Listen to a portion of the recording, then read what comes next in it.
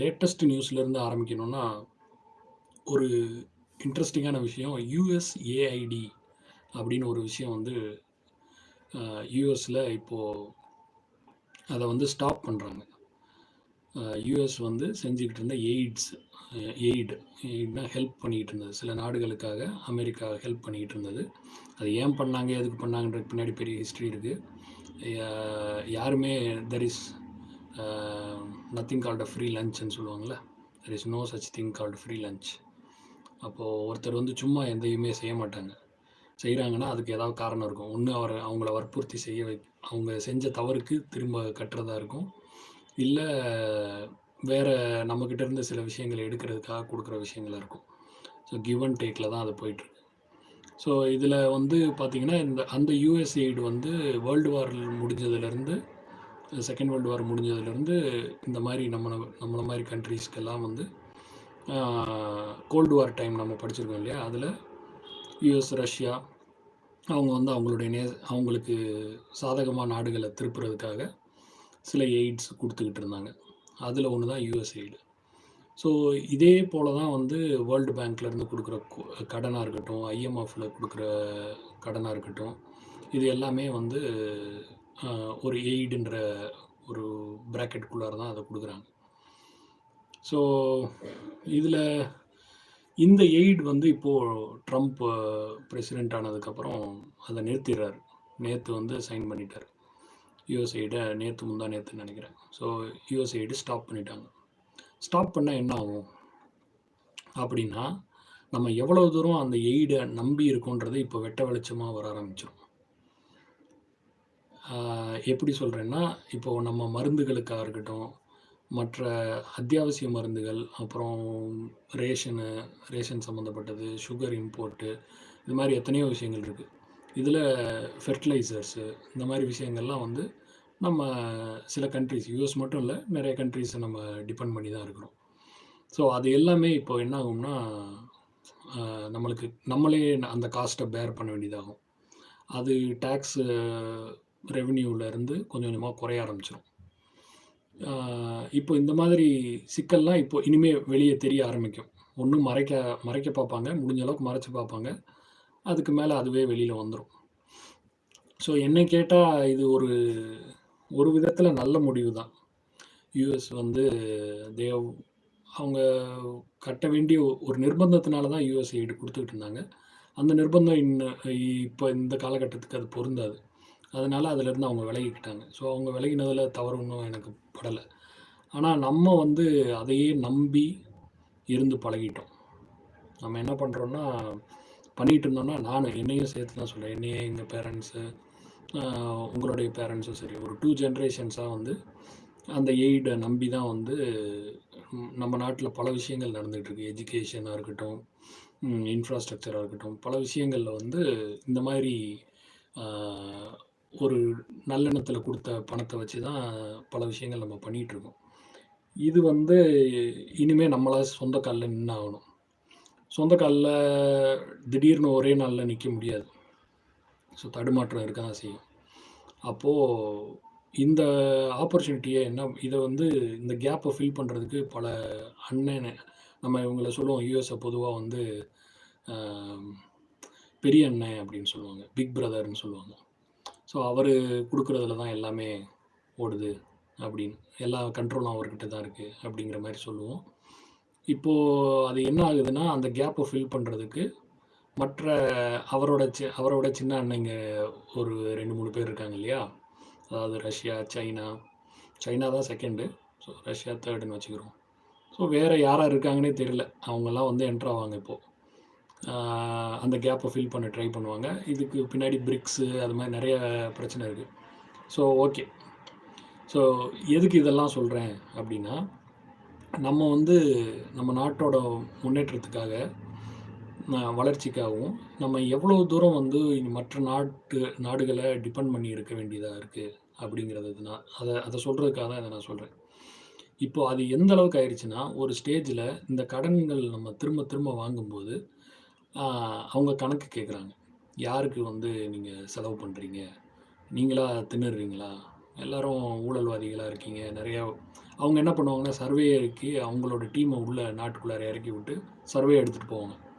So அவங்களுக்கு கொஞ்சம் picture தெரிஞ்சிடும். காசு என்ன பண்ணுறானுங்க, எப்படி அமுக்குறாங்க அப்படிங்கிறதெல்லாம் தெரிய வந்துடும். ஸோ அவங்க வந்து அதை கொஷின் பண்ணுவாங்க. அடுத்த வாட்டி போய் கேட்கும்போது என்ன இப்படி பண்ணுறீங்க அப்படின்னு. அப்போது வந்து என்ன முடிவு எடுத்துட்டாங்கன்னா, இனிமேல் வந்து நாங்கள் உங்ககிட்ட கொடுத்து, கவர்மெண்ட்டுக்கிட்ட கொடுத்து, அதை நீங்கள் உங்கள் பொலிட்டீஷியன்ஸுக்கிட்ட கொடுத்து, அவங்க ஹேண்ட் ஓவர் சரியான மக்களை கண்டுபிடிச்சி, தேவைப்படக்கூடிய மக்களை கண்டுபிடிச்சி அவங்க கையில் கொடுக்குறதுக்கு நாங்களே நேரடியாக கொடுத்துக்கிறோம். எங்களுக்கு அவங்களோட ஐடி கார்டு, பேங்க்கு இது ரெண்டத்தையும் எங்களுக்கு கொடுத்துருங்க, நாங்களே போட்டுறோன்ற அளவுக்கு வந்துட்டாங்க. மெயின் பிரச்சனை என்னென்னா நம்பிக்கை இல்லாதது தான். நம்பிக்கை இல்லைன்னா வித்து ப்ரூஃப் தான். அவங்களே சர்வே பண்ணி பார்க்கும்போது தெரிய வருது, இது வந்து இட்ஸ் நாட் ஒர்க்கிங் அப்படின்னு. ஸோ அப்போது வந்து அந்த ஐடி கார்டு இதெல்லாம் உருவாக்கணுன்னா அதுக்கு தனியாக ஒரு இன்ஃப்ராஸ்ட்ரக்சர் தேவைப்படும் போது இந்தியா ஸ்டாக் அப்படின்னு சொல்லிட்டு ஒரு விஷயத்தை ப்ரப்போஸ் பண்ணுறாங்க. யாருன்னா இந்தியா ப்ரப்போஸ் பண்ணுது, நம்ம நாடு ப்ரப்போஸ் பண்ணுது. இந்த மாதிரி ஒரு இன்ஃப்ராஸ்ட்ரக்சர் வந்து நாங்கள் உருவாக்கி தரோம். டிஜிட்டல் இன்ஃப்ராஸ்ட்ரக்சரில் எல்லாருக்கும் ஒரு யூனிக் ஐடி கொடுக்கறதுக்கு தேவையான இன்ஃப்ராஸ்ட்ரக்சர் க்ரியேட் பண்ணுறோம் அப்படின்னு க்ரியேட் பண்ணிவிட்டு அதில் உருவானது தான் யூனிக் ஐடி. இது இன்ஃபோசிஸோட ஃபார்மர் சிஇஓ நந்தன் நீலக்கனி அவர்கள் வந்து என்ன செய்கிறாங்கன்னா, அவர் இதை பில்ட் பண்ணுறாரு, இதை ப்ரொப்போசலுக்கு வைக்கிறாரு, இது மினிஸ்ட்ரி அக்செப்ட் பண்ணிக்கிறாங்க. ஸோ அதுக்கான ஆதார் ஆக்ட்னு ஒன்று உருவாக்குறாங்க. ஸோ அவங்க வந்து அதை ரெகுலேட் பண்ணி பண்ணுற அளவுக்கு முடிஞ்ச அளவுக்கு செய்கிறாங்க. முழுசுமே சரியாக இருந்ததா, தவறாக இருந்ததா, இந்த ஆக்டே தப்பா அப்படின்னு கேட்டால், அது நம்ம ஏற்கனவே அடிக்கடி டிஸ்கஸ் பண்ண கேஸ் இருக்குது, கேஎஸ் புட்டசாமி கேஸு. அந்த கேஸில் சுப்ரீம் கோர்ட்டு வந்து 2015 ஒரு இன்ட்ரீம் ஆர்டரும் 2018 ஒரு ஆர்டரும் போட்டு அதை பற்றி கொஞ்சம் கிளாரிட்டி கொடுத்துட்டாங்க. இனிஷியலாக கொஞ்சம் நல்லாவே 2015 ஆர்டர்லாம் கொஞ்சம் ரைட் டு ப்ரைவசி எல்லாம் கண்டுபிடிச்சி அதுக்கு சப்போர்ட்டிவாக தான் அந்த ஆர்டர் இருந்தது. 2018 ஆர்டரில் கொஞ்சம் அது டைல்யூட் ஆன மாதிரி எனக்கு ஃபீலிங். 2015 விட 2018 கொஞ்சம் டைல்யூட் ஆயிடுச்சு. ஏன் டைல்யூட் ஆயிடுச்சுன்னு சொல்கிறேன்னா, இப்போது அந்த பெனிஃபிட்ஸ் எல்லாம் என்ன பெனிஃபிட்ஸ்க்காக இந்த லோன் எல்லாம் வாங்கினாங்க அப்படின்னு பார்க்கும்போது, மெயினாக ரேஷனுக்காக தான் பண்ணது. ரேஷனை என்ன சொல்லுவாங்கன்னா பிடிஎஸ் அப்படின்னு சொல்லுவாங்க, பப்ளிக் டிஸ்ட்ரிபியூஷன் சிஸ்டம். இது மூலமாக எல்லாருக்கும் அரிசி, பருப்பு, கோதுமை, நார்த் இந்தியாவில் கோதுமை, எண்ணெய், நம்மளுக்கும் கோதுமை கொடுத்தாங்க. வேறு சில விஷயங்கள் எல்லாமே நியாய விலையில் கொடுக்கறதுக்காக, நியாய விலை கடைகள் இருக்குது இல்லையா, அங்கே சப்ளை பண்ணுறதுக்கு. அதுக்கு முன்னாடி மக்காச்சோளம் போட்டுக்கிட்டு இருந்தாங்க, அந்த யூஎஸ்ஐடு, அது தனி ஸ்டோரி. ஸோ பிடிஎஸ்க்காக தான் மெயினாக இதை உருவாக்கினது. இப்போது அந்த பிடிஎஸ்க்காக உருவாக்கினது என்ன ஆகுதுன்னா, இந்த கேஸ் ஸ்டார்ட் ஆன உடனே கொஞ்சம் கொஞ்சமாக என்ன பண்ணுறாங்க, ஆதார்னு ஒரு விஷயம் வந்துருச்சு, ஆக்ட் க்ரியேட் பண்ணிட்டாங்க. ஆனால் கோர்ட்டில் சேலஞ்சில் இருக்குது. ஆனால் ஒரு பக்கம் என்னென்னா, ஆதாரை புஷ் பண்ண ஆரம்பிச்சிட்டாங்க. 2011-12 நினைக்கிறேன், அந்த பீரியட்லேயே புஷ் பண்ண ஆரம்பிச்சிட்டாங்க, எல்லோரும் எடுக்க ஆரம்பிச்சிட்டாங்க. ஃபுல்லாக வந்து அது ரைட் டு ப்ரைவசி இருக்கா இல்லையான்னு கண்டுபிடிக்கிறதுக்கு முன்னாடியே இது ஒரு ஸ்கீமாக பப்ளிக்கு வந்துருச்சு. எல்லாருமே அதில் வந்து என்ரோல் பண்ண ஆரம்பிச்சிட்டாங்க. ஸோ அதில் அப்போது வந்து இந்த நியூஸ் எல்லாம் வரும்போது நியூஸ்லலாம் வந்து அதை நல்லாவே ப்ரொமோட் பண்ணாங்க. ஆதார் கண்டிப்பாக எடுக்கணும், இது மேண்டேட்ரின்னு எல்லா இடத்துலையும் அட்வர்டைஸ் பண்ணிட்டு இருந்தாங்க. ஸோ 2015 ஜட்ஜ்மெண்ட்டில் என்ன சொல்கிறாங்கன்னா, இதெல்லாம் வந்து மேண்டேட்ரின்ற விஷயத்த நிறுத்துங்க, அப்படியெல்லாம் நீங்கள் சொல்லக்கூடாது. நீங்கள் அப்படி எங்கேயாவது சொல்லியிருந்தால் அதே இடத்துல போய் அது மேண்டேட்ரி இல்லைன்றதை திரும்ப சொல்லுங்கன்னு சொல்லியே ஆர்டர்லாம் போட்டாங்க. இன்ட்ரீம் ஆர்டர்ஸ் நிறையா வந்தது. ஸோ இப்படி வந்து இது மெயினாக என்னென்னா, ஒரு கடனுக்காக கடனாளி யாருன்னு தெளிவாக தெரிகிறதுக்காக செய்யப்பட்ட ஒன்று.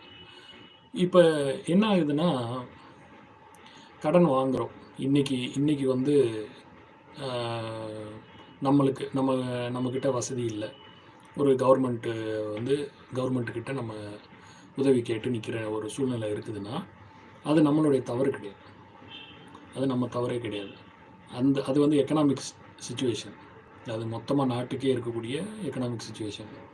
மேக்ரோ எக்கனாமிக் லெவலில் பார்த்தோம்னா, இது வந்து தனிப்பட்ட நபர் செஞ்ச பாவமோ, புண்ணியமோ அதெல்லாம் ஒண்ணும் கிடையாது. So it is a mismanagement. அவங்கனால ஹேண்டில் பண்ண முடியல. யாரு? கவர்மெண்ட்னால ஹேண்டில் பண்ண முடியல. ஸோ அதுக்காக நம்ம வந்து அதுக்காக நம்ம கேட்காம இருக்கணும் அப்படின்லாம் நான் சொல்ல வரல. உதவிகள் வாங்கும்போது நம்ம வந்து நம்ம வாழ்க்கை பூரா அதையே நம்பி இருக்க போகிறோம் அப்படின்ற எண்ணம் மட்டும் இருக்கக்கூடாதுன்றது தான் என்னோட ஒப்பீனியன். நம்ம வந்து அதை பயன்படுத்திக்கணும். ஒரு ஏணி இருக்குன்னா ஏணியில் ஏறி போய்க்கிடலாம். ஏணிலேயே நின்றுக்கிட்டே இருக்கக்கூடாது. ஏணியை பிடிச்சி ஏறி இப்போ நம்ம போக வேண்டிய இடத்துக்கு போயிடணும் இல்லையா? ஸோ அப்படி போகாமல் சில இடங்களில் ஸ்டாக்னேட் ஆயிடுச்சு. ஸ்டாக்னேட் ஆனதுனால வந்த பிரச்சனை தான் அதெல்லாம். ஸோ உதவிகளை வாங்கிட்டு அவங்க கடந்து போயிருந்தாங்கன்னா அடுத்தடுத்த புது ஆட்களுக்கு உதவி செய்ய முடிஞ்சிருக்கும். இப்போ அதனால இப்போது எல்லாருக்குமே கொடுத்துக்கிட்டே இருக்கும்போது புதிய ஆளுகளுக்கும் பழைய ஆளுகளுக்கும் கொடுத்துக்கிட்டே இருந்தால் எத்தனை எத்தனை வருஷம் ஒரு ஆளோட சராசரி வயசு ஒரு 75 வரை வச்சுக்கிடுவோம். அப்போ அவருக்கு வந்து 75 வயசு வரைக்கும் ஒரு ஆளுக்கு கொடுத்துக்கிட்டே இருக்கும்போது அவர் இதில் ஒரு 30 40 வயசு 50 வயசில் கூட அவர் வந்து இது வேணான்னு சொல்கிற ஒரு சூழ்நிலை வந்திருக்கிறதுக்கான வாய்ப்பு இருக்குது. அதாவது சரியாக அவங்களுக்கு எம்ப்ளாய்மெண்ட் எல்லாமே உருவாக்கி கொடுத்துருந்தா, எஜுகேஷனாக இருக்கட்டும் இல்லை வேறு வேலை வாய்ப்பு எதுவாக இருந்தாலும் சரி, அது கொடுத்துருந்தா அவங்க வந்து அந்த சிஸ்டத்துலேருந்து வெளியே வந்திருக்க வாய்ப்பு இருக்குது. ஸோ அந்த கிளாகிங் விஷயம் வந்து இருக்குது. ஸோ உதவிகள் வந்து அப்படி அப்படியே ஸ்டாக்னேட் ஆகி டம்ப் அப் ஆகிட்டே இருக்குது. நிறைய பேர் உதவி வாங்கிக்கிட்டே இருக்க வேண்டியதாக இருக்குது. அதை உரிமைன்னு சொன்னாலும் சரி, உரிமை தொகைன்னு சொல்லுவாங்க, எப்படினாலும் சொல்லிக்கோங்க. பட்டு அது நம்ம சொந்த காசில் பண்ணலை, கடன் வாங்கி தான் பண்ணிகிட்டு இருக்கோம். ஸோ கடன் வாங்கி பண்ணும்போது நம்ம கொஞ்சம் பொறுப்போடு அதை ஹேண்டில் பண்ணணும். நம்ம சொந்த காசில் பண்ணுறோன்னா பரவாயில்ல, அது சரி. நம்ம நம்ம நாட்டு மக்களுக்கு நம்மளே ஒருத்தர் பணம் இருக்கிறவர், அவர் வரி கட்டுறாரு, அந்த வரி பணத்தில் செய்கிறாரு. இது வந்து ஒரு சோசியலாக ஒரு விஷயத்துக்காக பண்ணுறோம், ஒருத்தருக்கு ஒருத்தர் ஒரு இணக்கமாக இருந்துக்கிறதுக்கான நல்ல வழிமுறை தான். ஆனால் ஒரு கடன் வாங்கி செய்யும்போது வந்து அதை கொஞ்சம் கண்காணித்து தான் செய்ய வேண்டிய சூழ்நிலை இருக்குது. ஸோ இப்போ நீங்கள் பார்த்தீங்கன்னா, இப்போ இருக்கிற இப்போது பிப்ரவரி மாதம் இப்போ வந்த பட்ஜெட்டை நீங்கள் நல்லா கவனித்து பார்த்தீங்கன்னா, அதில் வந்து இனிமேல் இதுவரை க்ரோத்தை வந்து ஜிடிபி வச்சு அப்படி மெஷர் பண்ணிகிட்டு இருந்தோம் இல்லையா? இனிமேல் என்ன பண்ண போகிறாங்கன்னா, டெப்ட் டு ஜிடிபி ரேஷியோ அதாவது இந்த நாட்டோட கடன், டெப்ட்னா கடன், ஜிடிபின்றது வளர்ச்சியோட ஒரு அடையாள குறியீடு. ஸோ ஜிடிபியை மெஷர் பண்ணுவாங்க. அதில் எவ்வளோ வந்து கடனுக்காக பயன்படுத்துகிறோம், கடனை திருப்பி கட்டுறதுக்காக பயன்படுத்துகிறோம் அப்படின்னு. ஸோ இப்போ ஒரு சின்ன கொஷின் கேட்குறேன். எவ்வளோ ஒரு 100% ₹100 ஜிடிபின்னு வச்சுக்கோங்க. அதில் எவ்வளோ ரூபா கடனுக்கு இருக்குன்னு நினைக்கிறீங்க? ஒரு கெஸ் ஒர்க் கமெண்ட்டில் போடுங்க பார்ப்போம்.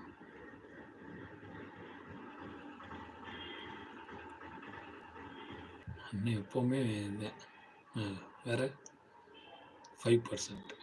Okay okay. ஸோ 90 இல்லைன்னு அவருக்கே தெரியும், இருந்தாலும் ஓகே. ஸோ இப்போ நீங்கள் வந்து 5%ன்னு சொல்லியிருக்கீங்க இல்லையா? அது ஆக்சுவலாக 56%ல் இப்போ இருக்குது. அதுதான் current ratio, dept to GDP ratio. இதை வந்து படிப்படியாக வருஷம் வருஷம் அதை மானிட்டர் பண்ணி குறைக்கணும் அப்படின்னு ட்ரை பண்ணிகிட்ருக்காங்க. ஸோ இதை வந்து ஒரு ஸ்கேலாக நம்ம பயன்படுத்திக்கலாம், யார்ட் ஸ்டிக்காக பயன்படுத்திக்கிட்டு எவ்வளோ தூரம் குறைக்க முடியும்னு பார்க்கலாம் அப்படின்னு சொல்லி இந்த பட்ஜெட்டில் சொல்லியிருக்காங்க. அதுக்கு கிரிட்டிசிசம்ஸ் இருக்குது, அது ஒரு பக்கம். ஓகே. ஸோ இப்போது கடனை குறைக்க வேண்டிய ஒரு சூழ்நிலை இருக்குது. எதுக்கு நான் ஃபஸ்ட்டு வந்து யுஎஸ்ஐடு கட் பண்ண சந்தோஷம்னு சொன்னேன்னா, யுஎஸ்ஐடுக்காக தான் இது எல்லாமே. யுஎஸ்ஐடு போன்ற மற்ற என்னென்ன எய்டு வாங்குகிறோமோ அதுக்கு எல்லாத்துக்குமே இந்த இந்தியா ஸ்டாக்குன்ற இன்ஃப்ராஸ்ட்ரக்சரை பேஸ் பண்ணி, ஆதாரை பேஸ் பண்ண அந்த ஒரு ஸ்டாக்கை வச்சு தான் கடன் வாங்கிட்டு இருந்தோம். இப்போது வந்து அவங்க அந்த எய்டை கட் பண்ண இந்த இந்தியா ஸ்டாக்குக்கான பர்பஸ் வந்து குறைஞ்சிக்கிட்டே வரும். So okay. இப்போது இது ஒரு விஷயம் இமேஜின் பண்ணி பாருங்கள். இப்போ வந்து இந்தியா இப்போ எய்டே நம்ம வாங்கலை, நம்ம நாடு வளர்ந்துருச்சு, வறுமையே இல்லை, யாருமே வந்து இந்த ரேஷன் இந்த விஷயங்களுக்கு போகலை. ஸோ இந்த மாதிரி ஒரு சூழ்நிலையில் இப்போது ஆதார் எல்லாரும் எடுத்து வச்சுருக்கீங்க. 96% 96 98% எடுத்திருக்காங்கன்னு சொல்கிறாங்க. அது எந்த அளவுக்கு உண்மைன்னு தெரில. சரி, இப்போ எடுத்திருக்கீங்க. எடுத்ததை வந்து என்ன செய்வாங்க? கமெண்ட்டில் போடுங்க. கமெண்ட் பண்ணுங்கள் பார்ப்போம். ஆதார் எடுக்கிறதுக்கு நீங்கள் பயோமெட்ரிக் கொடுத்துருக்கீங்க. பயோமெட்ரிக் டேட்டா, அதாவது 10 கை விரல் ரேகையும் கொடுத்துருக்கோம். ஐரிஸ் ஸ்கேன் பண்ணியிருக்கோம். செல் பண்ணுறது. ஸோ ஓகே, என்ன செய்கிறாங்கன்னா, ஒரு இந்த இந்தியா ஸ்டாக் வந்து அதை சுற்றி பெரிய இன்ஃப்ராஸ்ட்ரக்சர் பில்ட் பண்ணிட்டாங்க. இந்த ஆதாரை சுற்றி என்ன செஞ்சுருக்காங்கன்னா, இதை வந்து யூஸ் பண்ணிக்கிறதுக்கு, அதாவது இப்போ ஒரு புது வகையான ஒரு ரிசோர்ஸை கண்டுபிடிக்கிறோன்னா, எண்ணெய் நம்ம க்ரூட் ஆயில் தெரியும், ஒரு நாட்டோட எக்கனாமிக்கு அது ரொம்ப இம்பார்ட்டன்ட்னு சொல்லுவாங்க. ஸோ அமெரிக்காவில் நீங்கள் பார்த்தீங்கன்னா க்ரூட் ஆயிலே இல்லாத ஒரு டு யூஸ் அகெயின்ஸ்ட் அஸ். வரேன் குட் கெஸ் தான் சொல்கிறேன். அது எப்படின்னு சொல்கிறேன். அவங்க கவர்மெண்ட் டைரெக்டாக அந்த இன்டென்ஷன் இருக்காது, பட்டு பேக்ரவுண்டில் அந்த மாதிரி விளைவுகள் வரும், கான்சிக்வன்ஸ் அந்த மாதிரி இருக்கும். ஸோ யூஎஸில் பார்த்தோம்னா என்ன கிடைக்கிற வரைக்கும் அது வந்து அவங்க எக்கனாமியும் நம்ம எக்கனாமியும் கிட்டத்தட்ட ஈக்குவலாக தான் இருந்தது. இன்னும் என்ன சொல்லப்போனால் நம்மளோட கம்மியாக தான் இருந்ததுன்னு சொல்லுவாங்க. அந்த எண்ணெய் கிணறு கிடைக்க ஆரம்பித்ததுக்கு பின்னாடி தான் அவங்க எக்கனாமி பூம் ஆகுது. இதே போல் தான் நம்ம மிடில் ஈஸ்ட்லேயும் இதே தான். அதுக்கு முன்னாடி ஒரே பாலைவனமாக இருந்தது. எண்ணெய் கிடைச்ச உடனே அவங்க எக்கனாமி பூம் ஆகுது. இப்போ அந்த மாதிரி ஒரு புது ரிசோர்ஸ் கிடைக்குது. கிடைச்ச உடனே என்ன பண்ணுவாங்க? அதை சுற்றி ஒரு இண்டஸ்ட்ரி உருவாகும். இப்போ எண்ணெய்னு எடுத்துக்கிட்டோம்னா அதை சுற்றி என்ஜின் கம்பெனிஸ் உருவாகும், வேறு மோட்டார் கம்பெனிஸ் உருவாகும், காரு, அதை பேஸ் பண்ணி காரு இண்டஸ்ட்ரீஸ், இது மாதிரி இண்டஸ்ட்ரியல் ரெவல்யூஷனில் அது ஒரு கோலுக்கு அடுத்து வரும்போது இது இன்னும் கொஞ்சம் எஃபெக்டிவான எனர்ஜி ரிசோர்ஸ்ன்றதுனால இதுக்கு மூவ் ஆகிறதுக்கு ஒரு இது இருந்தது. நான் என்ன சொல்ல வரேன்னா, அந்த ஒரு புது ரிசோர்ஸ் கிடைச்ச உடனே அதை சுற்றி ஒரு இண்டஸ்ட்ரி வந்து க்ரோ ஆக ஆரம்பிக்கும். அது மாதிரி வந்து இந்த இந்தியா ஸ்டாக்ன்றது வந்து ரொம்ப நிறைய விஷயங்களை க்ரோ பண்ணிட்டாங்க. எதை பேஸ் பண்ணி? ஆதாரை பேஸ் பண்ணி. ஒவ்வொரு விஷயத்துக்கும் உங்களோட நீங்கள் ஒரு சர்வீஸ் கேட்டு போகிறீங்கன்னா, இப்போது நம்ம இ சேவை மையத்திலே எடுத்துக்கிறோம். என்னோடய அனுபவத்தில் சொல்கிறேன். இ சேவை மையத்தில் போய் ஒரு சர்டிஃபிகேட் கேட்குறோம். கேட்டோன்னா அவங்க ஆதார் கேட்குறாங்க. ஆதார் கேட்டோடனே ஐடென்டிட்டி செக் பண்ணுறதுக்கு அவங்க என்ன பண்ணுறாங்க, இந்த ஆதார் உங்கள் பயோமெட்ரிக் டேட்டாலாம் ஸ்டோர் பண்ணி வச்சுருக்க அந்த டேட்டா பேஸ்க்கு ஒரு query அனுப்புகிறாங்க. அனுப்பி இவர் தானா, இந்த பேர் சொல்கிறாங்க, இவர் இந்த ஆள் தானா அப்படின்னு உங்கள் கைரேகையை வச்சு கம்பேர் பண்ணி செக் பண்ண சொல்கிறாங்க. ஸோ ஆதார் டேட்டா பேஸ் வந்து எஸ் இல்லை நோன்னு சொல்லும். ஸோ இந்த வெறும் எஸ் நோ வச்சு அந்த இன்ஃப்ராஸ்ட்ரக்சர் எவ்வளோ தூரம் பில்ட் ஆகிருக்குன்னா, உங்கள் பேங்கிங் சிஸ்டம் எல்லா இடங்கள்லையும் இன்கம் டேக்ஸு, வேறு என்னென்ன சலுகைகள் கேட்குறோமோ அந்த இடங்களில் ஃபுல்லாக வந்து இதை பேஸ் பண்ணி வெரிஃபிகேஷன் சிஸ்டம்ஸ் உருவாக்கிட்டாங்க. இது மட்டும் இல்லாமல் இப்போது ஒரு பேங்க் வந்து அதை பயன்படுத்துகிறாங்கன்னா, பேங்க்குக்கு என்ன தெரிய வரும்? இன்னாரோட கைரேகை போகுது, வெரிஃபிகேஷனுக்கு அனுப்புகிறோம். ஸோ இவருன்னு தெரியும், இவர் ஆதார் வெரிஃபைடு, இவர் தான் கன்ஃபார்மாக தெரிஞ்சு போகுது.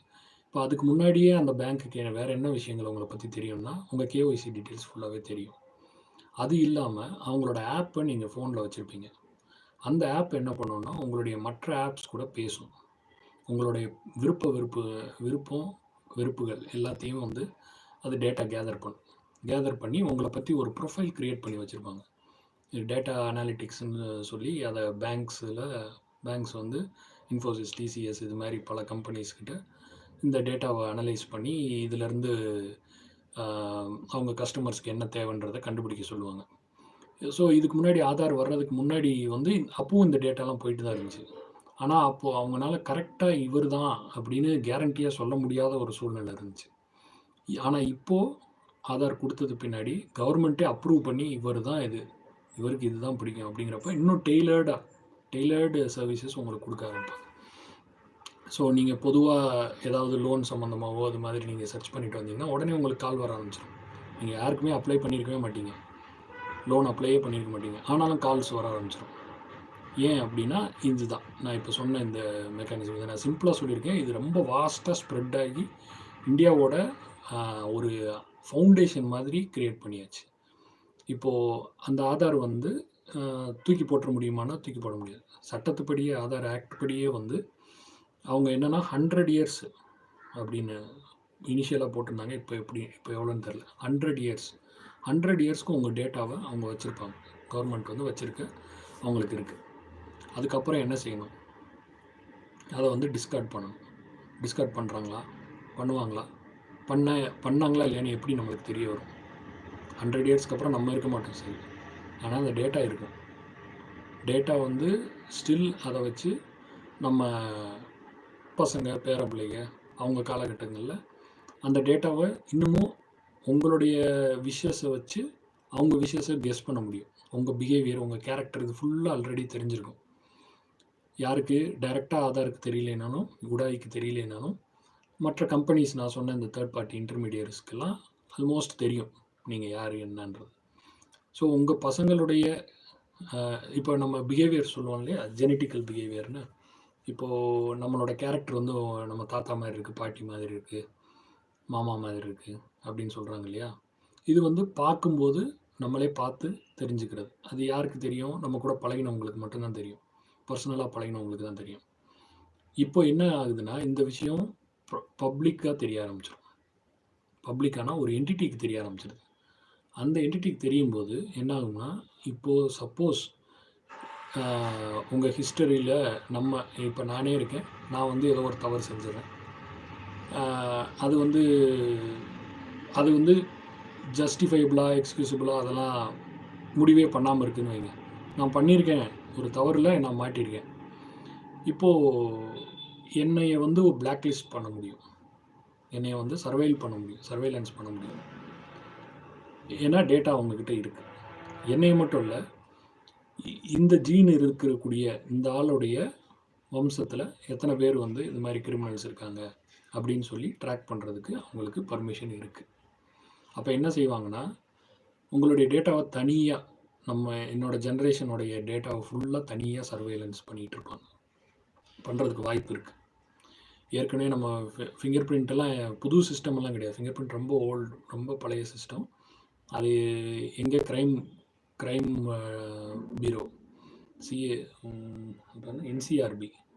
என்சிஆர்பியில் வந்து ஏற்கனவே நம்மளுடைய ஃபிங்கர் பிரிண்ட்ஸ் எல்லாம் நம்மளதில் பொதுவாக கிரிமினல்ஸுடைய கன்விக்ஸுடைய ஃபிங்கர் பிரிண்ட்ஸு ப்ளஸ் சஸ்பெக்ட்ஸுடைய ஃபிங்கர் பிரிண்ட்ஸு எல்லாமே வந்து அவங்க மெயின்டைன் பண்ணிட்டு தான் இருக்காங்க. அது வந்து போலீஸ் டிபார்ட்மெண்ட்டுக்குள்ளே, அது லா அண்ட் ஆர்டர் கீழே வந்துடும். ஆனால் நம்மளுக்கு இப்போ பண்ணிகிட்டு இருக்குது பிடிஎஸ், ஒரு ரேஷன் சம்மந்தப்பட்ட ஒரு சோஷியல் வெல்ஃபேர் ஸ்கீம் சம்மந்தப்பட்ட ஒரு டேட்டா. இது வந்து இது அவ்வளோ தூரம் மானிட்டர் பண்ண தேவைப்படாத ஒரு விஷயம். இதை என்ன பண்ண போகிறாங்கன்னா, இதை என்ன பண்ணலாம், எப்படியெல்லாம் பயன்படுத்தலான்னு சொல்கிறேன். இந்த மாதிரி கிரிமினல்ஸை டிடெக்ட் பண்ணுறதுக்கு இந்த டெக்னாலஜி இனிமேல் தான் வரப்போதான்னு கேட்டால் இல்லை, ஏற்கனவே இருக்குது. இது வந்து என்னோடய ஜென்ரேஷன், என்னுடைய ஹிஸ்ட்ரி, என்னோடய ஜெனட்டிக் ஹிஸ்ட்ரியை கண்டுபிடிக்கிறதுக்கு யூஎஸில் ஏற்கனவே இதை வந்து ட்ரை பண்ணிக்கிட்டு தான் இருக்காங்க. இது மூலமாக சில கேசஸ் எல்லாம் சால்வ் பண்ணியிருக்காங்க. ஒரு சஸ்பெக்ட் வந்து ஒரு மர்டர் ஆகிடுது, அந்த இடத்துலேருந்து ஒரு ஆளோட டிஎன்ஏ எடுக்கிறாங்க. இந்த டிஎன்ஏ யாரோடதுன்னு கண்டுபிடிக்கணும். ஆள் எங்கேன்னு தெரியல, யாருன்னே தெரியல. இப்போ என்ன பண்ணுறாங்க, போய் டிஎன்ஏ டேட்டா பேஸில் போய் தேடுறாங்க. தேடும்போது ஒரு நபருடையது க்ளோசஸ்ட் மேட்ச் ஆகுது, நியரஸ்ட் மேட்ச் வருது. அப்போ என்ன பண்ணுறாங்க, அவருடைய வம்சாவளியில் யார் யார் இருக்காங்க அப்படின்னு தேடுறாங்க. தேடி அவங்கள ஃபுல்லாக மானிட்டர் பண்ணுறாங்க. மானிட்டர் பண்ணதில் ஒரு ஆளை கண்டுபிடிச்சிட்டாங்க. ஸோ இது நல்ல விஷயம் தானே அப்படின்னு கேட்டால், நல்ல விஷயம், இந்த கேஸை பொறுத்தளவுக்கு நல்ல விஷயம்னு கூட வச்சுக்கலாம். ஆனால் ஒருத்தர் நம்மளை கண்காணிச்சுக்கிட்டே இருக்கிறதுன்றது வந்து அது வந்து ஒரு போலீஸ் ஸ்டேட் அப்படின்னு சொல்லுவாங்க. போலீஸ் ஸ்டேட்டை வந்து உருவாக்கிடும். போலீஸ்னால் நம்மளை கண்காணிச்சுக்கிட்டே இருக்கிறது. ஸோ இது வந்து நம்ம கான்ஸ்டியூஷனுக்கு கம்ப்ளீட்டாக அகெயின்ஸ்டான ஒரு கான்செப்ட். இதை தான் வந்து கேஎஸ் புட்டசாமி ஜட்ஜு வந்து ரிட்டையர்ட் ஜட்ஜு அவர் சேலஞ்ச் பண்ணதே இதுதான். This is going to create a police state அப்படின்றது தான் அவரோட இதுவே. ஸோ இதோட டிசென்டிங் ஜட்ஜ்மெண்ட் பார்த்தோம்னா தெரியும். டாக்டர் சந்திரசூட், ஃபார்மர் சிஜிஐ வந்து டிசெண்டிங் ஜட்ஜ்மெண்ட்ல இது கான்ஸ்டிடியூஷனுக்கு அகெயின்ஸ்டா இருக்கு. இது வந்து இந்த மாரி மிஸ்யூஸ் பண்றதுக்கெல்லாம் வாய்ப்புகள் இருக்கு. இதுக்கெல்லாம் செக்ஸே பண்ணல. செக்ஸ் அண்ட் பேலன்ஸே சரியா இல்ல. அப்படிங்கிறத அவரே சொல்லியிருக்காரு. இருந்தாலும் மெஜாரிட்டி ஜட்ஜ்மெண்ட் படி நம்ம இப்போ போயிட்டுருக்கோம். ஸோ இதில் அந்த ஜட்ஜ்மெண்ட்டில் அட்டாச் பண்ணுறதெல்லாம் பார்த்தீங்கன்னா, பின்னாடி எல்பிஜி கேஸு அதை அட்டாச் பண்ணாங்க. அப்புறம் மொபைல் ஃபோனுக்கு முதல்ல ஸ்டார்டிங்கில் செல்ஃபோன் சிம் கார்டு எடுக்கணுன்னாலே ஆதார் இருக்கணும்னு சொன்னாங்க. பின்னாடி ஜட்ஜ்மெண்ட் வந்து அதெல்லாம் பண்ணக்கூடாது அப்படின்னு சொல்லிட்டாங்க. அது ஆப்ஷனல்னு சொல்லிட்டாங்க. மேண்டேட்ரி இல்லை, ஆப்ஷனல்னு சொன்னதுக்கு பின்னாடியும் சில கம்பெனிஸ் வந்து அதே வேலையாக பண்ணிகிட்டு இருக்காங்க இப்போவும் கூட. அது வந்து கேட்டால் அது என்னது, is of doing business.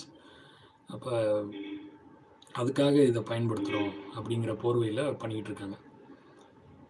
So இதுதான் வந்து இதெல்லாம் வந்து ஆனால் தேவையில்லைன்னு சொன்னதுக்கு பின்னாடியும் அது பண்ணலை. நம்ம தான் அதை கேட்டுக்கணும். நம்ம கேட்காம அவங்களா செய்வாங்கன்னு எதிர்பார்க்க முடியாது. So scary. பயப்படாதீங்க. I hope I answer. வேறு என்ன இருக்குது? ஓகே. ஸோ இப்போ ஐ திங்க் ஓரளவுக்கு என்னோட பயம் என்ன, எதுக்காக இவ்வளோ தூரம் வந்து இதில் இருக்க டேஞ்சர்ஸ் என்னன்றதை நான் கேர் பண்ணுறேன் அப்படிங்கிறது உங்களுக்கு புரிஞ்சிருக்கும். ஸோ உங்களுக்கு வேறு என்ன டவுட் இருந்ததுனால கேளுங்க. I wait. நான் about the age but doesn't those it really wants for those who actually needs. Correct. அதாவது அனதர் யூஐடி பிளான்டு கோகுல் நீங்கள் சொல்கிறீங்க. அது நிறைய ஐடி, இந்த ஐடிக்கு மேலே நிறைய ஐடி க்ரியேட் பண்ணிட்டாங்க. நான் சொன்ன இ சேவையிலேயே பார்த்தோன்னா ஆதாரை டைரெக்டாக அவங்க கேட்குறதில்ல. அதை ஆதாரை பேஸ் பண்ணி கேனுன்னு சொல்லி ஒரு ஐடி க்ரியேட் பண்ணியிருக்காங்க. சிட்டிசன் ஆக்சஸ் நம்பர்னு சொல்லி ஒரு ஐடி க்ரியேட் பண்ணியிருக்காங்க. இதே மாதிரி டிசபிலிட்டிக்கும் ஒரு ஐடி க்ரியேட் பண்ணுறாங்க. அப்புறம் மெடிக்கல் பெனிஃபிட்ஸ்க்கு அப்பார்ன்னு சொல்லி ஒரு ஐடி க்ரியேட் பண்ணியிருக்காங்க. ஸோ இதெல்லாம் வந்து ஆதாரை பேஸ் பண்ணி, இதெல்லாம் இந்தியா ஸ்டாக்கு கீழே நீங்கள் சொல்கிற எல்லா ஐடிஸும் இந்த ஐடியை பேஸ் பண்ணியிருக்கும். இது போக ஸ்கூல்ஸில் ஏற்கனவே நான் சொல்லியிருக்கேன், எம்இஸ் இஎம்ஐஎஸ்ன்னு சொல்லிட்டு ஸ்கூல்ஸில் எம்இஸ்க்காக தான் உங்களுக்கு வாங்க வச்சது. ஃபஸ்ட்டு ஒரு கமெண்ட்டை பற்றி சொன்னேன் இல்லையா, யூகேஜிலேயே கேட்டாங்கன்னு. அது வந்து இந்த எம்இஸ் சிஸ்டத்துக்காக தான் கேட்குறாங்க. அது தேவையில்லைன்னு சொல்லி எம்எஸ்சி சொல்லிட்டாங்க. இப்போ காலேஜஸ்க்கு உமிஸ்ன்னு சொல்லி ஒரு ஐடி போட்டுக்கிட்டு இருக்காங்க. அந்த ஐடிக்கு இது மேண்டேட்ரி, ஆதார் மேண்டேட்ரின்னு சொல்லிட்டு இருக்காங்க. ஆனால் அதுக்கு நம்ம ஆர்டிஐ ஃபைல் பண்ணியிருக்கோம். நான் பேசியிருக்கேன். Mostly this week will get some answers. So அது வந்ததும் வில் சி என்ன சொல்கிறாங்கன்னு. அதர்வைஸ் வந்து இங்கே கேட்டதுக்கு என்னென்னா அபவுட் த எய்டு. ஆமாம். ஸோ இப்போ பெனிஃபிட்டுக்கு என்ன பண்ணுறது அப்படின்னு கேட்டால், இந்தியாவோட பெரிய ரிசோர்ஸ் என்னென்னு கேட்டிங்கன்னா மக்கள் தொகை தான், ஹியூமன் ரிசோர்ஸ் தான். ஸோ ஹியூமன் ரிசோர்ஸை வந்து எப்படியெல்லாம் எக்ஸ்ப்ளாய்ட் பண்ணலாம். அதாவது ஒருத்தன் ஏதாவது ஒரு பொருளை கொடுக்குறான்னா அதுக்கு ஏதாவது ஒன்று திரும்ப கிடைச்சா சரிதான் அவனுக்கு, இல்லையா? ஸோ கிவ் அண்ட் டேக் இருக்கணும். ஸோ அவன் இப்போ யூஎஸ்க்கு நம்ம என்ன கொடுத்துக்கிட்டு இருந்தோமோ, எதை வாங்கி எதை கொடுத்துக்கிட்டு இருந்தோமோ, இந்த கேப்பை ஃபில் பண்ணுறதுக்கு ஒருத்தன் வருவான்னு சொன்னேன் இல்லையா, அவன் வருவான். அவன் வந்து கொடுக்கும்போது யூஎஸ்க்கு என்ன கொடுத்தோமோ அதை கொடுக்க சொல்லுவான். அது என்னென்ன கொடுத்துட்டு இருந்தோமோ அது மாதிரி அவனுக்கு எப்படி நம்ம யூஎஸ்க்கு எப்படி நம்ம அடிமையாக இருந்தோமோ அதே மாதிரி இந்த புது இதுக்கும் அடிமையாகும். இப்போது அந்த எய்டு இல்லைன்னா எப்படி இந்த நாடு மக்கள் தேவையை எப்படி பூர்த்தி செய்வாங்க அப்படின்னு வரும்போது ஸ்ட்ரிஞ்சன்ட் ஆக்ஷன்ஸ் வரும். அதாவது தேவையில்லாமல் பயன்படுத்திகிட்டு இருப்பாங்க இல்லையா சலுகைகளை, அவங்களுக்கெல்லாம் வந்து கவர்மெண்ட்டு ஒரு சாட்டை ஐடி கொடுக்க வேண்டிய கட்டாயம் ஏற்படும். இது வரைக்கும் வந்து அதை கொஞ்சம் அப்படியே நைஸாக சொல்லி பார்த்தாங்க, யாரும் கேட்கல. எல்பிஜிக்கே வந்து கிவ் அப் எல்பிஜின்னு ஒரு பெரிய மூமெண்ட் மாதிரியெல்லாம் செஞ்சு பார்த்தாங்க. அது சிலர் குட் சமாரிட்டன்ஸ்னு சொல்லுவாங்க, அவங்கெல்லாம் வந்து எல்பிஜி கிவ் அப் பண்ணாங்க. சப்சிடி வேணாம், just I will pay the full cost அப்படின்ற மாதிரி பண்ணாங்க. ஆனால் டிசப்பாயின்மெண்ட் தான். ஏன்னா இப்போ எல்பிஜி சிலிண்டர்ஸ் அப்போ என்ன பண்ணியிருக்கணும், இதில கிவ் அப் எல்பிஜி பண்ணா அப்போ என்ன ஆகணும், இன்னும் நெறைய பேருக்கு கனெக்ஷன் கிடைச்சிருக்கணும், கேஸ் கிடைச்சிருக்கணும் இல்லையா? அது நடக்கல. இன்னும் அதோட காஸ்ட்ட கட் தான் பண்ணாங்க. ஸோ அதனால இவங்க கிவ் அப் பண்ணவங்களுக்கு இதுக்கு நானும் சேர்த்து சலுகை பயன்படுத்தியிருக்கலாமே அப்படிங்கிற மாரி ஒரு எண்ணம் வருது. பட் அந்த மோடுக்கு நம்ம போக தேவையில்ல. நம்ம when we are doing good, be good always. எப்பவுமே நம்ம வந்து இது சரியானது தான். நம்மளுக்கு அது ஜஸ்டிஃபிகேஷன் இருக்கு. நம்ம வந்து மிஸ்யூஸ் பண்ணக்கூடாது அப்படிங்கிறத தவிர, வேற ஆப்ஷனே இதில கிடையாது. இன்னொன்னு இந்த பொங்கலுக்கு தரேன், தீபாவளிக்கு தரேன், ஒரு கரும்பு வாங்குறது. அதுவும் வாங்க முடியாத ஏழ்மையில இருக்கிறவங்க இருக்க தான் செய்றாங்க. ஆனா 98% ஆதார் எடுத்த எல்லாருமே அந்த ஏழ்மையில இருக்காங்க அப்படின்னு சொல்றது ஏத்துக்கொள்ள முடியாத ஒரு விஷயம். இது எப்படி இருக்குதுன்னா, நம்ம நாட்டோட வறுமைய விலைக்கு விக்கிற மாதிரி இருக்கு. நம்ம நாட்டுல இருக்கக்கூடிய வறுமை இத்தனை பேர் வறுமையா இருக்கோம் அப்படிங்கிறத பெருமையா சொல்ற மாதிரி தான் எனக்கு ஃபீல் ஆகுது. இத்தனை பேர் வந்து கவர்மெண்ட்டோடைய சலுகைக்காக நிக்கிறாங்க. ஏன்னா ஜட்ஜ்மெண்ட்ல கிளியரா சொல்றாங்க. யாருக்கு மேண்டேட்டரின்னு சொல்றாங்க, வறுமை கோட்டில் கீழ இருக்கிறவங்களோ, இல்ல வேற எந்த ஒரு பெனிஃபிட்டும் வாங்குறவங்களுக்கு தான் தேவைன்னு சொல்றாங்க.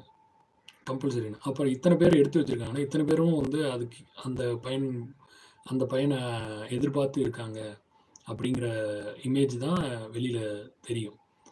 ஸோ எங்களுக்கு ஒரு சின்ன விஷயம் இது சொல்லும்போது எனக்கு ஞாபகம் வருது. நம்ம ஃப்ளைட்ல போகும்போது வந்து வெளிநாடுகளுக்கு போகும்போது, இப்போ துபாய்க்கு போகும்போது எமிரேட்ஸ்ல போயிருக்கேன் ஒரு தடவ. அப்போ அதில் என்ன பண்ணுவாங்கன்னா, ஸ்நாக்ஸ் இதெல்லாம் கொண்டு வந்து குடுப்பாங்க. சாப்பாடு இதெல்லாம் குடுப்பாங்க. எக்கனாமி கிளாஸ்ல போறப்ப. பிசினஸ் கிளாஸ்ல என்ன நடக்கும்னா, டொனேஷன் கேம்பெயின் வரும். டொனேஷன் கேம்பெயின்ல ஸ்ரீலங்கா, பங்களாதேஷ் இது மாதிரி நாடுகளுக்கு வந்து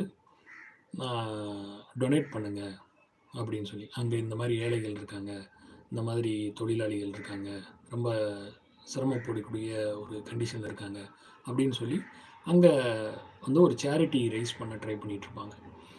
ஸோ அதுவே தனி பிஸ்னஸ் மாதிரி போயிட்டுருக்கும்.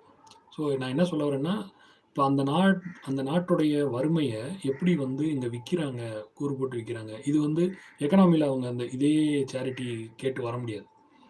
ஏன்னா அங்கே பங்களாதேஷ்காரன் உட்காந்துருப்பான், ஒரு பிஸ்னஸ்க்காக அவன் போயிட்டுருப்பான். அவன் முன்னாடி அந்த வார்த்தையை சொல்ல முடியாது. அதே ஃபஸ்ட் கிளாஸில் போனோன்னா அங்கே அவன் இருக்க மாட்டான். அவன்கிட்ட போய் சேரிட்டி கேட்குறது. அப்போது ஒரு செப்பரேஷன், ஒரு திரை தான். ஒரு திரைக்கு இங்கிட்டு ஒரு வாழ்க்கை, அங்கிட்டு ஒரு வாழ்க்கை, இப்படி போயிட்டுருக்கும். ஸோ வறுமையை வந்து நம்ம டெவலப்பிங்காகவே இருக்கணும்னு நம்ம நினைக்கிறோமோ அப்படின்னு எனக்கு ஒரு எண்ணம் வருது.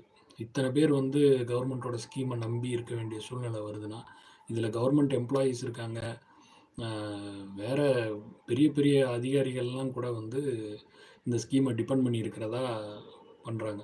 வாங்கி கூட நம்மளுக்கு ஒரு விஷயம் கிடைக்குதுன்னா அதை வாங்கிடணும்.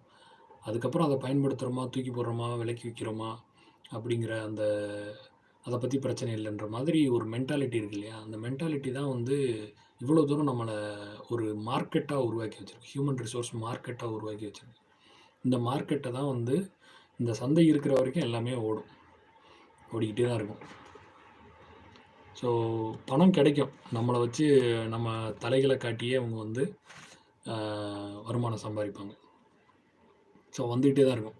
இது எப்படின்னா தங்க முட்டை போடுற கோழி, வாத்து. ஸோ அறுத்துட மாட்டாங்க, அவ்வளோ சீக்கிரம் அறுக்க மாட்டாங்க. பட்னி வேணும்னா போடுவாங்க, வறுமையாக்குவாங்க, வறுமையை வச்சு விளையாடுவாங்க, வியாபாரம் பண்ணுவாங்க, எல்லாமே செய்ய வாய்ப்பு இருக்குது. பட்டு ஒன்றும் பாதிப்பு வராது.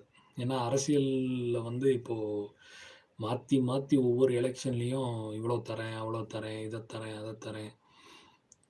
நான் கேட்குறேன், ஒரு எலெக்ஷன் ஓட்டு போடுறோம். ஓட்டு போடுறவங்க வந்து பணம் கொடுக்குறேன், 300 தரேன், 400 தரேன், 500 தரேன், இதெல்லாம் பேசுகிறாங்க இல்லையா? அதை வந்து ஏன் நம்மளால் நம்ம ஓட்டு சரி, அவன் கொடுக்குறத வாங்குறதுன்னு ஆயிடுச்சு, அவன்கிட்ட பதில் பேச முடியல. எத்தனை வருஷத்துக்கு கேட்குறாங்க? 5 வருஷத்துக்கு. 5 வருஷத்துக்கு ஒரு 300. அந்த ஓட்டோட விலை வந்து 5 வருஷத்துக்கு 300. உங்கள் ஓட்டோட விலையை கூட உங்களால் நிர்ணயிக்க முடியலன்னா அப்புறம் என்ன நம்ம வந்து வளர்ந்த நாடாக எப்படி ஆகும்னு பார்த்துக்கோங்க. அவ்வளோ வறுமையில இருக்கோம். ஒரு ரூ. 300 5 வருஷத்துக்கு ரூ. 300னா டிவைட் பண்ணி பார்த்துக்கங்க. 5ஆல டிவைட் பண்ணுங்க. ரூ. 60 ரூ. 60 ஒரு வருஷத்துக்கு. ஒரு வருஷத்துக்கு ரூ. 60. இப்போ ஒரு நாளைக்கு எவ்வளோன்னு பார்த்துக்கங்க. அது கூட இல்லாமையா ரூ. 5 அது கூட இல்லாமையா? அவ்வளோ வறுமையிலலாம் நம்ம இல்ல. நம்ம மைண்ட் செட் வந்து கொஞ்சம் அந்த முன்னேறுறோம்னா, நம்ம முன்னேறினத பெருமையா நினைக்க பழகிக்கணும். முன்னேறினத வெளியில சொல்லாம, அமுங்கி அமுங்கி ஏல வேஷம் போட்டுக்கிட்டு இந்த வேலை செய்யக்கூடாது. அப்படிங்கிறது என்னோட கருத்து. அது எல்லார் இதுவும் ஓ ஹாய் புதுசா இப்போ என்டர் ஆயிருக்காங்க. Okay, okay. பேர் சொல்லலாமான்னு தெரில. Okay. Thanks for joining Ramya. So ரொம்ப லாஸ்ட் மினிட்ல ஜாயின் பண்ணியிருக்கீங்க. Thank you so much. I hope எல்லாரோட டவுட்ஸும் நான் கிளியர் பண்ணிட்டேன்னு நினைக்கிறேன். இன்னும் டவுட்ஸ் இருந்ததுனாலும் எனக்கு கமெண்ட் பண்ணுங்கள். இதே வீடியோலேயே கமெண்ட்டில் போடுங்க. வீடியோவை ஷேர் பண்ணுங்கள் எல்லாருக்கும்.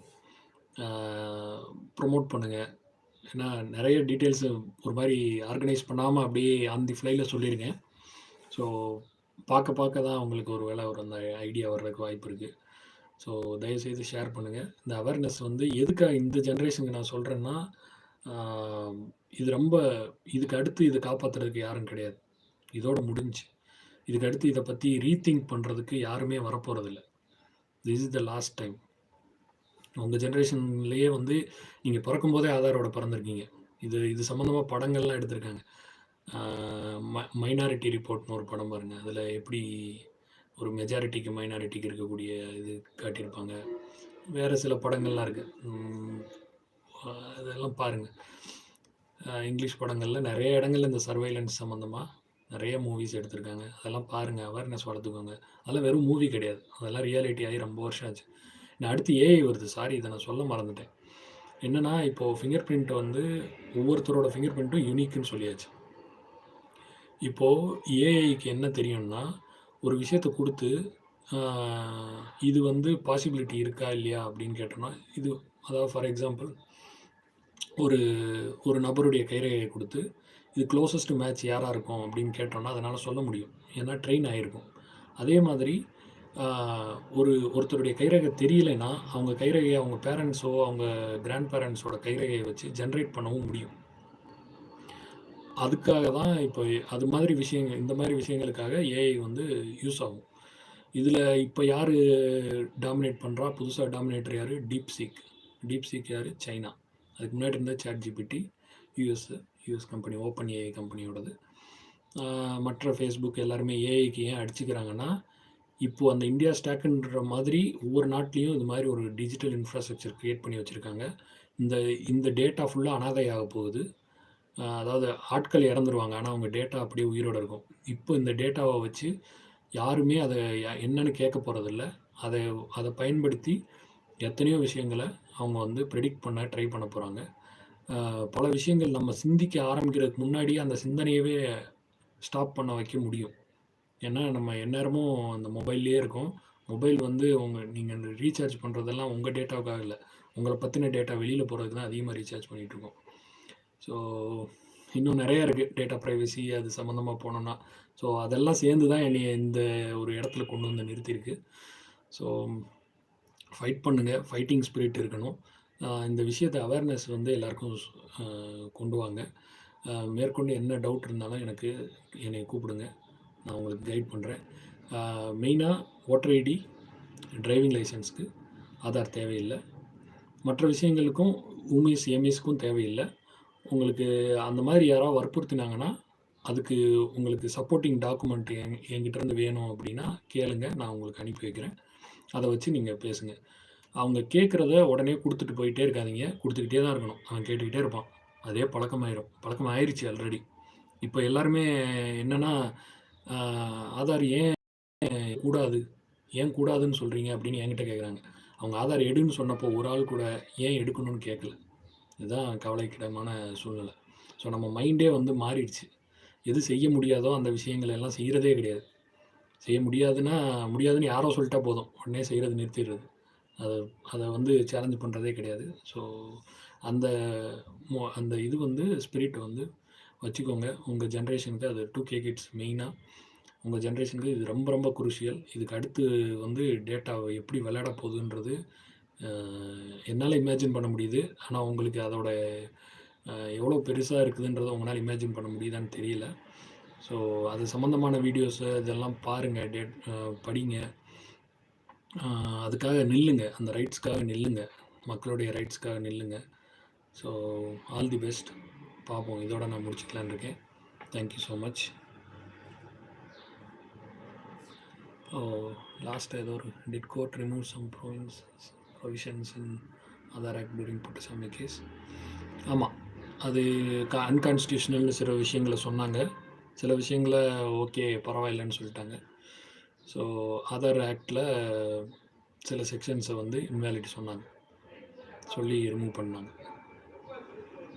அதில் அந்த நான் சொன்ன இந்த மொபைல் நம்பர்ஸ் எல்லாம், மொபைல் கனெக்ஷனுக்கெல்லாம் கேட்டதெல்லாம் வந்து அதில் ஸ்ட்ரைக் அவுட் பண்ணிட்டாங்க. அதெல்லாம் பண்ணக்கூடாது அப்படின்னு. ஸோ ஃபைனலாக என்னென்னா, உங்களுடைய கன்சாலிடேட் நீங்கள் என்ன பெனிஃபிட், கவர்மெண்ட் பெனிஃபிட் வாங்குறீங்களா, அப்போது கேட்டுக்கலாம். அதுவும் கேட்கணும்னு சொல்லலை, கேட்டுக்கலாம். அதுவும் வந்து அதுக்கு பதிலாக வேறு ப்ரூஃப் இருந்ததுன்னா அது ப்ளஸ்ஸு நீங்கள் ஆதார் கொடுக்கலன்றக்கா எந்த பெனிஃபிட்டையும் கேன்சல் பண்ணக்கூடாதுன்றதையும் தெளிவாகவே அந்த ஆக்டில் போட்டிருக்கு. அவங்களுக்கு ஆல்டர்னேட் ப்ரூஃப் மூலமாக அந்த பெனிஃபிட்ஸை கொடுத்துக்கிட்டே தான் இருக்கணும். இது இல்லைன்றதுக்காக நிறுத்திடக்கூடாது அப்படிங்கிறது ஆக்ட்லேயே இருக்குது. என்ஃபோர்ஸ் பண்ணுறதுல கொஞ்சம் டிஃபிகல்ட்டி இருக்குது, அது பண்ண மாட்டேங்கிறாங்க. ஏன்னா அது ஒரு பெரிய இந்தியா ஸ்டாக்ன்ற அந்த ஒரு பெரிய ஃபார்முக்கான பேஸ்மெண்ட் அது. ஸோ அதை பில்டு பண்ணுறதுக்காக கொஞ்சம் அதை கேர்லெஸ்ஸாக விட்டுட்டுருக்காங்க. ஸோ ஓகே, இவ்வளோ நேரம் என் கூட இருந்து நான் பேசினதெல்லாம் கேட்டதுக்கு தேங்க்யூ ஸோ மச். பார்ப்போம். பாய்.